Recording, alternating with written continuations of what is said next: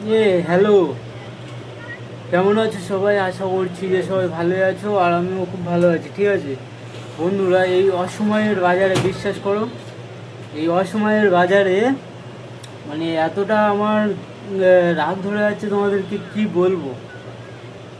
আমি বললাম না এর আগে একটা ভিডিও বানিয়ে বলেছিলাম যে মমতা ব্যানার্জি যখন মুখ্যমন্ত্রী ছিল বেশ ভালোই কাজ হচ্ছিল। ঠিক আছে, মানে এত সুন্দর কাজ হচ্ছিল, তোমাদেরকে বলে আমি বোঝাতে পারবো না। আমি আমি আমার লাইফে, ঠিক আছে, যখন থেকে কাজ শিখেছি এবং যখন থেকে আমি আলাদা মাল করা শিখেছি, তখন থেকে দেখেছি যে মমতা সরকার গদিতে আছে। তো তখন থেকে আমি কোনো দিন, ঠিক আছে, কোনো দিন আমি দেখিনি যে কাজ মিস গেছে। আমরা অনেকবার মিস যাই কাজ থেকে, ঠিক আছে, কাজ থেকে আমরা দূরে থাকি, কিন্তু কাজ সবসময় রেডি, মানে কাজ কোনো দিন ফুরোতো না। ঠিক আছে, আর এটা কি সরকার এলো, তোমরা কি সরকার নিয়ে এসছো?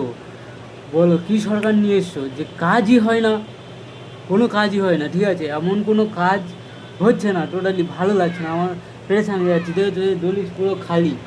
আমি তোমাদেরকে এর আগের যে ফেসবুক ছিল, আমি তোমাদেরকে ভিডিও করে দেখাতাম, কাজের কোনো শেষ ছিল? তোমরা বলো, পুরো দলিত ভর্তি হয়েছিল নাকি ছিল?